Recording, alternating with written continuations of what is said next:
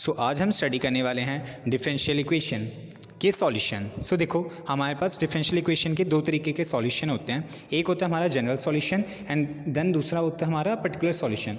सो देखो general solution हमारा वो सॉल्यूशन होता है जिसमें हमारा कोई भी डेरिवेटिव इन्वॉल्व नहीं होता।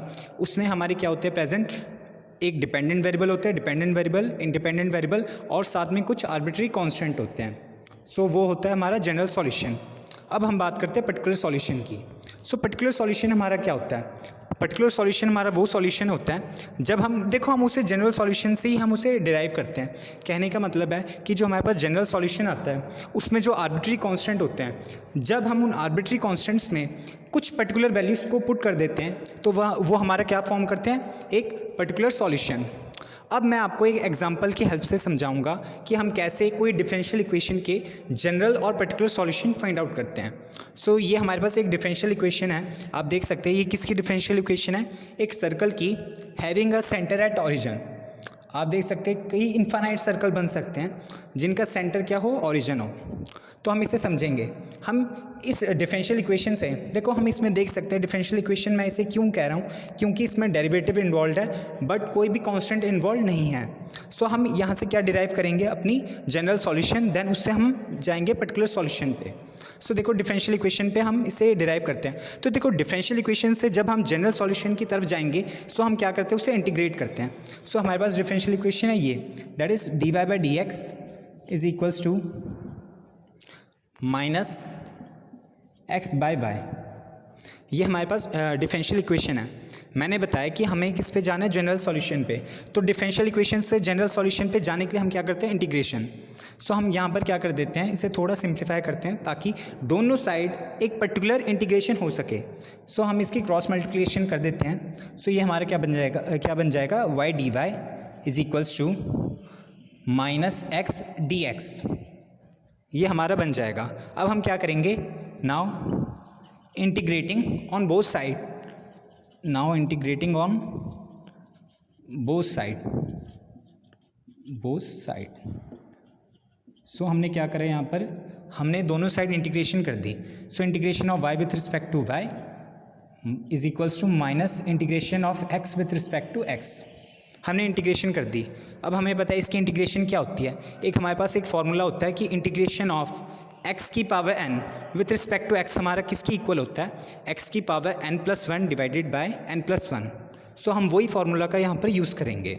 तो देखो हमारे यहाँ पर y की पावर क्या है, 1 है, x की भी पावर क्या 1 है। सो इसकी इंटीग्रेशन क्या हो जाएगी हमारी, दैट इज़ y की power 1+1 divided by 1+1 is equals to minus है। इंटीग्रेशन में से जो माइनस है यानी कि कांस्टेंट है वो हम क्या कर देंगे, उसे बाहर निकाल देंगे।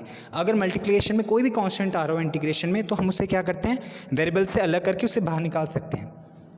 सो हमने इसकी इंटीग्रेशन करेंगे, अगेन इंटीग्रेशन ऑफ x की पावर 1 है। सो इसका इंटीग्रेशन क्या हो जाएगा, x की पावर 1+1 डिवाइडेड बाय 1+1।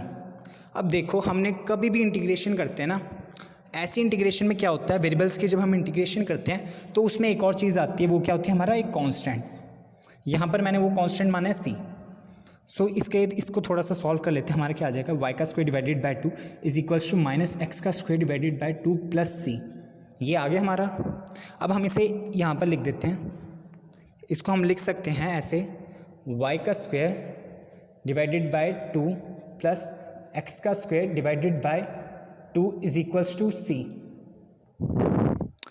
अब हम क्या करेंगे, इस 2 को हम इस वाली साइड लेके चल जाएंगे। ये जो 2 है ना हमारा, उसको यहाँ पे कॉमन आ जाएगा और हम उसे जो है अपनी राइट हैंड साइड पे रख देंगे, 2c कर देंगे। सो मैं इसको यहाँ पर थोड़ा स्पेस की दिक्कत है तो मैं इसको यहाँ पर करना चाहूँगा। हम क्या करेंगे, y का square divided by 2 plus x का square divided by 2 is equals to हमारा किसके है, c। अब हमने क्या करा, y का स्क्वायर प्लस एक्स का स्क्वायर, एलसीएम हो जाएगा 2, that is equals to right hand side जाएगा तो हमारा क्या हो जाएगा 2c। अब हम यहाँ पर क्या करते हैं, लेट करते हैं, लेट 2c को हम लेट कर देते हैं इज इक्वल्स टू a का स्क्वायर। क्योंकि ये कांस्टेंट है और ये भी हमारे एक आर्बिट्री कांस्टेंट है तो हमने इसे अज्यूम कर लिया कि ये a का स्क्वायर है। अपनी कैलकुलेशन को ईजी करने के लिए, इक्वेशन को और अच्छी तरह से समझने के लिए हमने यहाँ पर ये लेट करा है। सो हमारे क्या हो जाएगा, x का स्क्वायर प्लस y का square is equals to a का स्क्वायर।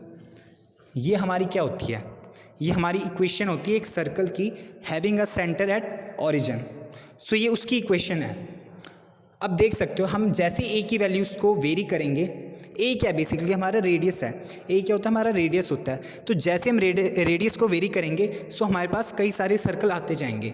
ए की वैल्यू हमने 5 रखी, हमारे पास एक पर्टिकुलर सर्कल है। ए की वैल्यू ऐसे हमने 10 रखी तो ऐसे है। तो ऐसे ऐसे हम ए की वैल्यू को वेरी करते जाएंगे। तो हम इसी करके इसको क्या कहते हैं, जनरल सॉल्यूशन। अब हम जब इसी ए में कोई सी भी वैल्यू, लेटर सपोज मैंने वैल्यू पुट कर दी ए इज इक्वल्स टू 2, तो अब क्या होगा हमारे पास इक्वेशन आ जाएगी एक्स का स्क्वायर प्लस वाई का स्क्वायर इज इक्वल्स टू 2 का स्क्वायर दैट इज 4। सो ये क्या है, ये एक पर्टिकुलर सॉल्यूशन है किसका, एक उस सर्कल का पर्टिकुलर सॉल्यूशन है जिसका सेंटर तो ओरिजिन है बट उसका रेडियस क्या है 2। So that is